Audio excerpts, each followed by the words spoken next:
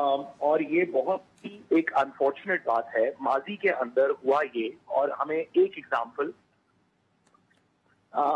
Example سب سے پہلے دینی چاہیے۔ ماضی کے اندر جب عدالت کے اوپر شبخون مارا گیا، ایک تو وہ 90 کی روایات ہیں جس میں عدالت سے شبخون مارا گیا، جوڈیشری کو کمپرومائز کیا گیا، نواز شریف صاحب کی پارٹی ہی کی وہ روایات ہیں۔ ہم نے جسٹس سجاد علی شاہ اور دیگر لوگوں کے ایونٹس ہمیں یاد ہیں، لیکن اس کے بعد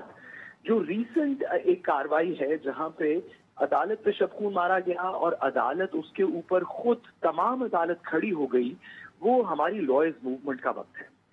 اس وقت کے اندر بھی ہم نے دیکھا کہ ایک دفعہ کم از کم یہ ضرور ہوا کہ پی سی او ججز، جن کو ہم بعد میں کہتے رہے، کچھ وکلا کے اندر سے، کچھ جوڈیشری کے اندر سے ایسے لوگ ضرور تھے جو اس موومنٹ کے ساتھ نہیں تھے، جو پی سی او کا جنہوں نے اوتھ اٹھایا، اور بعد میں تاریخ نے، وکالت نے، آئین نے ان کے ساتھ کیا کیا وہ ہم سب کے سامنے ہے۔ نہ صرف کہ ان کو گھر بھیجا گیا بلکہ ان کی بہت تذلیل ہوئی۔ یہاں پہ اس دفعہ ہوا یہ کہ انفارچونیٹلی جو جوڈیشری کے اندر میجورٹی لوگ تھے، وہ بجائے کہ آئین اور قانون کے ساتھ کھڑے ہوں،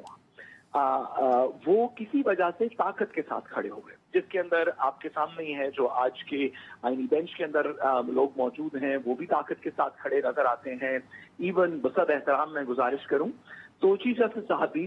متعلقہ چیف جسٹس بھی طاقت کے ساتھ کھڑے نظر آتے ہیں۔ وہ جو ایک ریزسٹنس کا ایلیمنٹ تھا جو پہلے جوڈیشری میں زیادہ ہم نے لائرز موومنٹ کے اندر دیکھا کہ افتخار چودھری صاحب سے لے کے نیچے تک تمام لوگ، سپریم کورٹ کے بیشتر لوگ اس کے اندر شامل تھے، اب لگتا ہے کہ وہ کچھ چیدہ لوگ رہ گئے ہیں۔ سپریم کورٹ کے اندر جسٹس منصور علی شاہ صاحب ہیں، منیر اختر صاحب ہیں، اسلام آباد ہائی کورٹ کے کچھ جج صاحبان ہیں جنہوں نے بہت ریزسٹنس دکھائی، لیکن نظام نے خاص طور پہ ان لوگوں کو جن کو ریزسٹنس دکھائی،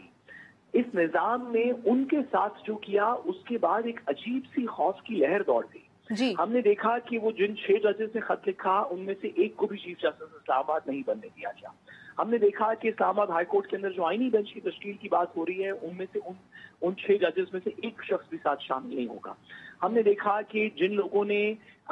قاضی فائز عیسیٰ صاحب کے وقت کے اندر عدالت کی